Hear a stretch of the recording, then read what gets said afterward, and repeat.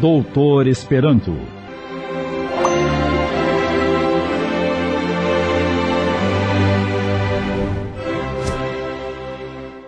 Senhores ouvintes, a Rede Boa Nova de Rádio volta com vocês para tratar de um assunto muito especial nessa série de novelas. Nós acabamos ontem de apresentar a novela Doutor Esperanto. E hoje, como sobrou um tempo para isso, nós vamos conversar com 3 esperantistas de Sorocaba e do Brasil que estão conosco para trocar algumas ideias sobre esse trabalho do Lucas Yasumura e também do Sidney Carbone. Estão conosco aqui a Maria Esther de Melo Batista, o Ari Caldeira e o Manuel Blas Garcia. O Manuel já é um conhecido muito antigo nosso, faz dezenas de anos que nos conhecemos e que vem propagando o Esperanto. Agora então nós vamos pedir aos companheiros e à companheira que façam alguns comentários sobre a novelinha e ao mesmo tempo sobre o Esperanto, sobre toda a vivência que vocês têm sobre isso. Sobre a novela, eu acho que foi uma coisa muito bem-vinda. E falando assim da vida do criador da língua internacional Esperanto, isso foi uma contribuição muito grande, muito bem-vinda mesmo, como disse, porque ele vai trazer um esclarecimento bastante expressivo para as pessoas que ainda não conhecem a língua internacional Esperanto. E seu autor agora tiveram um ensejo com essa apresentação aqui do teatro da nossa RBN, muito conhecido, já tradicional, então trazendo a vida de um grande vulto da humanidade, que foi o criador do Esperanto. É interessante também que a novela e o texto todo mostra bem a sensibilidade de Zamenhof, né? Ele não foi só um estudioso, não foi só um mero acadêmico que estudava línguas e criou uma língua. Ele tinha um ideal, esse ideal casa perfeitamente com o ideal do Evangelho, com o ideal do Espiritismo, e por isso aqui no Brasil o Espiritismo apoia tanto o ideal do Esperanto, apoia tanto a divulgação do Esperanto, embora, deixando sempre bem frisado, que não é necessariamente um vínculo obrigatório para ser esperantista, para falar o Esperanto, tem que ser espírita. Há associações de outras religiões, sem vínculo com qualquer tipo de religião também, que divulgam também o Esperanto no Brasil. Mas, como a gente, sendo espírita, tem um certo conhecimento de causa, vamos dizer assim, das consequências e dos benefícios que vai trazer o Esperanto para nós e para o mundo de uma forma geral, o Espiritismo apoia integralmente a divulgação do Esperanto. Então, eu também quero dizer da alegria, né, de ver o livro Doutor Esperanto, essa biografia que a gente conhece do Zamenhof, né, Dr. Zamenhof, se tornasse uma radionovela, porque junta emoção, aquela expectativa de acompanhar os passos de um genial, assim, idealista, né? Então ele traz, a gente consegue se sensibilizar e ter essa emoção à flor da pele mesmo. Eu sei que os radio-ouvintes, eles vão ficar realmente encantados com essa história de vida de um homem tão valoroso. Vejam que a radionovela, assim como toda manifestação teatral, ela toca muito na psicose, no psiquismo da criatura e do seu sentimento, porque ele trabalha com o cotidiano, com a problemática familiar, os altos e baixos do dia a dia, né?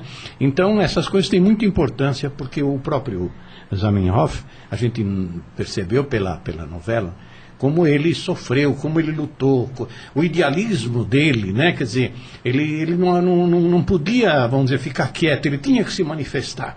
E isso tem muito a ver com a visão espírita da vida, né? Porque você reencarna e cada um de nós tem o seu patrimônio e na medida da sua elevação esse patrimônio precisa ser exteriorizado. E o Zamenhof mostrou isso com todo o seu sacrifício, com toda a sua luta para para mostrar. E veja bem, ele não queria nenhuma vantagem material, não é? Ele fez questão absoluta de não usufruir de nenhuma vantagem.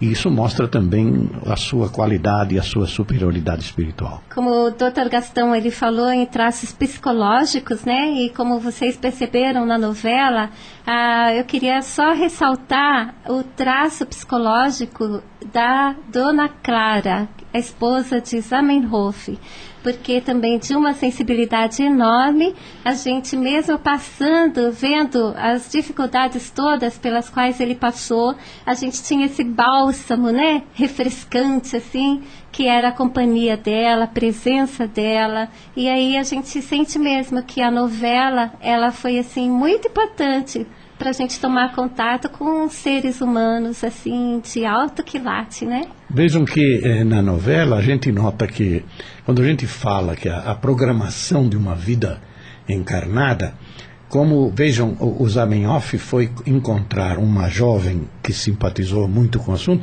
e depois foi receber do futuro sogro, inclusive, né, todo um apoio que ele ficou também entusiasmado com a ideia. Então, bem, tudo isso são criaturas, são espíritos que reencarnam mais ou menos juntos para poderem ajudar o outro nesse processo de divulgação das ideias superiores, né? Exatamente. Mesmo porque a gente observou na novela o desenrolar de um dos aprendizados deles na vida, que foi uma das missões, vamos dizer assim, que foi a divulgação e o início do Esperanto. Mas com certeza eles na vida deles, na convivência deles, houve outros aprendizados espirituais e outros tipos de convivência, né, que eles também tiveram esse aprendizado, né? É interessante notar isso também.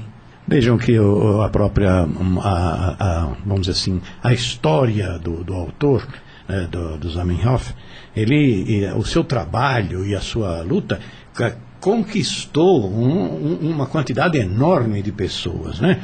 Por quê? Justamente pelo seu trabalho espontâneo, seu trabalho assim de fraterno, né? E isso tudo mostra a qualidade do espírito, né? O outro tema muito importante que eu achei que foi assim, que esteve sempre presente na novela, foi a perseverança. Que ainda quando a gente via tudo arruinado, onde não tinha mais, ele não via saída, ou era um amigo, ou era algum fator externo, ou o próprio movimento que começava já a tomar caminho próprio, né? Então, as coisas foram muito lindas, e se a gente notar, perceber mesmo o que se passou, a cada capítulo, nós vamos ver esses dados assim, importantíssimos de mensagem de otimismo, de altruísmo, né? Então a gente tem essa esperança mesmo. Esperança, acho que é bem o que o Esperanto ele retrata, né? Esse momento mesmo da intervenção do pai dele, né? Que foi quando o pai destruiu o trabalho dele, pensando no bem dele, para que ele se concentrasse no estudo e tal. E depois, por fim, ele acabou, foi uma providencial, assim, uma providência divina enorme. Porque depois ele melhorou tudo que ele tinha feito, fez tudo melhor, mais rápido, bem esse momento mesmo. A gente só soma mesmo o positivo na novela toda. Parece-nos que, pelo fato de Zamenhof ter nascido em Białystok, é uma cidade da Polônia, né? Até a pátria dele é Białystok. E ter nascido naquele lugar com tantos conflitos sociais. 4 raças e muitos dialetos, além de 4 línguas, os lituanos, aqueles outros que moravam lá na vizinhança daqueles países bálticos. Então, os russos, alemães, judeus, poloneses, lituanos. Então, aquilo parece que contribuiu para que ele despertasse aquele interesse dele ligar à humanidade a língua internacional, que ele, quando confabulava ou dialogava com a mãe dele, Dona Rosália, ele então, ternamente conversando com ela, dizia: mãe, eu estou descobrindo por que os homens aqui nas ruas dessa nossa pobre e castigada Białystok não se entendem. Por que, meu filho Lazinho? Ora, mãe, é que eles não se entendem por causa que cada um cultiva uma língua e quer que a língua pátria dessa pessoa seja preferida. Então, e não aprendem a língua dos outros, e nem poderiam, porque são muito difíceis, e gastariam todo o tempo da existência deles se tentassem aprender a língua do vizinho. Então, eu quero, se Deus me ajudar, trazer para o mundo uma segunda língua neutra, que traga ou ajude os homens a terem paz, a se sentirem como amigos e depois como irmãos. Enfim, que a fraternidade, a confraternização de todos os povos, sem prejuízo de nenhum idioma já existente, então possa se concretizar ou ser realizada no nosso planeta, na nossa terra tão sofrida, tão castigada pelas guerras, pelas discórdias e pelas lutas assim inúteis dos homens. Eu gostaria de salientar o fato de que vocês, esperantistas, vocês lutam realmente com muito empenho e com muito ideal, porque não é fácil você trabalhar em cima de alguma coisa que uma grande parte da humanidade desconhece. E aquela certeza de que perseverando vai para lá. Eu queria salientar, inclusive, a participação do Lucas Yasumura, que foi ele que nos procurou com como é que se diz, com um enredo do Doutor Esperanto, do livro, e que fez realmente um papel muito importante, porque ele trabalha na rádio de Guarulhos, né? E com isso está mais meio envolvido na questão do rádio, e teve a ideia de sugerir essa hipótese. Então, todos nós, cada um com o seu quinhãozinho, vai contribuindo e a coisa vai crescendo. Bem, querem salientar mais algum aspecto? Vocês não querem falar um pouquinho do movimento espírita no Brasil, na cidade, outros aspectos da questão? Podemos falar sim. O Lucas, apresentando esse trabalho aqui para a rádio, para gravar essa novela, também é um bom exemplo de como o esperantista trabalha. Porque não basta ter o ideal, não basta a gente... Zamenhof foi outro exemplo, né? Ideal, muito lindo, maravilhoso, o mundo vai ser, né, colorido, cor-de-rosa, azul, ou seja lá o que for. Mas é preciso muito trabalho, é preciso muito esforço. Se nós, como o senhor colocou, lutamos para divulgar uma ideia que é pouco conhecida, na época de Zamenhof, ele criou, ele divulgou, ele moveu mundos e fundos para divulgar a ideia dele. E nós também não podemos ficar atrás. Se esse idealismo, a gente não pode deixar morrer sem trabalho, sem esforço. Lucas é um exemplo disso. Eu acho que seu Manuel também é um exemplo disso, que mantém o programa na rádio em Sorocaba já há 42 anos, seu Manuel. Aproximadamente. 42 anos de Esperanto na Rádio Boa Nova de Sorocaba, todo santo domingo. Faça chuva, faça sol, seja feriado, seja lá o que for. É domingo santo mesmo. É, domingo santo mesmo.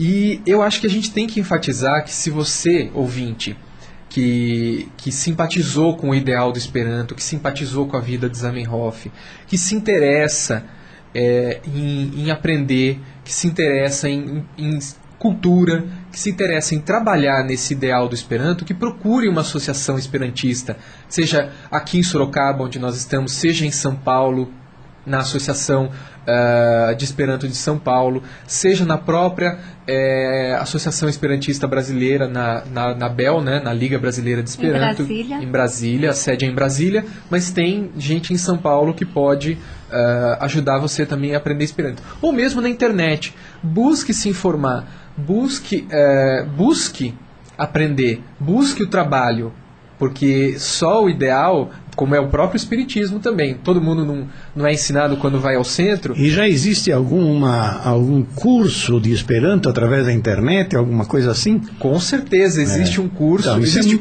não. Sim, eu quero dizer, já existe essa possibilidade. Sim, existe essa possibilidade, a pessoa não precisa ir a lugar nenhum, basta baixar o programa lá cursodeesperanto.com.br, é o nome do site. Esse trabalho que dentro da Casa Espírita nós estamos tão estimulados a fazer no começo, quando a gente chega a um centro espírita, normalmente, né, a gente diz ou vai pelo amor ou vai pela dor. A maioria vai pela dor. Depois que a gente vai aprendendo, se evangelizando, se aprimorando, nós passamos a colaborar dentro da Casa Espírita, de uma forma ou de outra. O Esperanto, de uma certa forma, precisa disso também.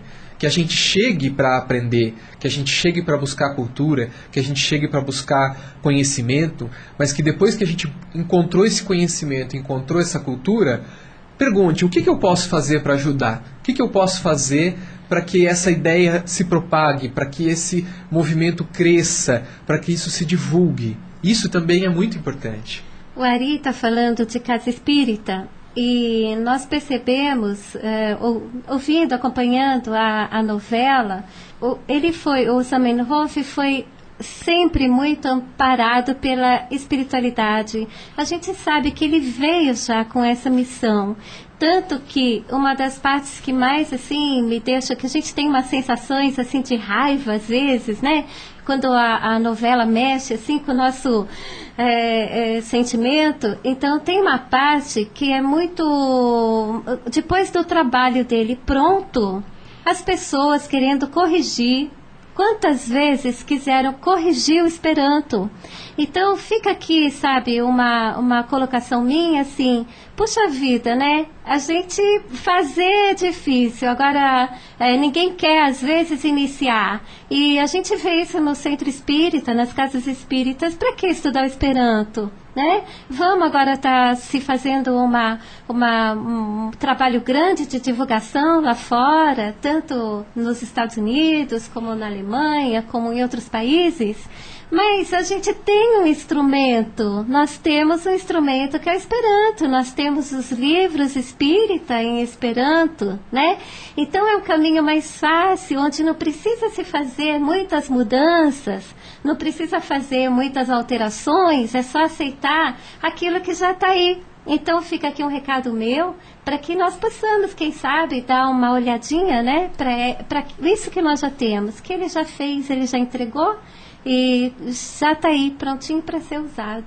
Aqueles que não têm tempo de saírem de casa, né, já como nos disse Ari, podem utilizar a internet. Esses cursos que aqui no Brasil nós temos, a Unicamp, a PUC de Campinas, em São Paulo também, diversas universidades aqui no Brasil já ministram cursos regulares de Esperanto. Em algumas, os professores não são voluntários, eles ganham como se dessem uma outra disciplina, francês, história, geografia, ou coisa assim.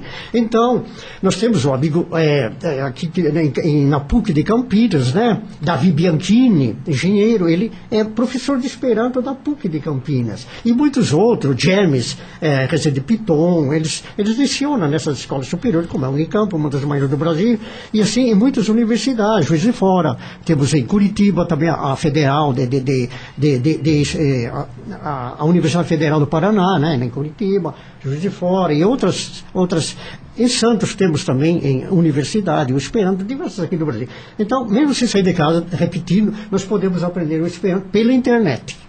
Exato, Sr. Manuel. E é interessante lembrar também que nós sendo espíritas, né, aqui todos somos espíritas, nós temos também uma outra visão do Esperanto, que é aquela que o Esperanto, como instrumento de comunicação entre povos que falam línguas diferentes, serve perfeitamente bem para que nós divulguemos o Espiritismo fora do Brasil. O Espiritismo nasceu na França e foi, como a gente lê em tantas obras espíritas, no próprio Reformador da FEB, né, foi transplantado com raiz e tudo para o Brasil. E aqui floresceu, aqui agora quase que toda a novela das 8, né, fala de tema espírita, trata de reencarnação, enfim. A ideia espírita, a ideia de reencarnação, a ideia de sobrevivência do espírito e os ideais do evangelho mesmo, aqui no Brasil se encontram assim, terreno fértil para florescer.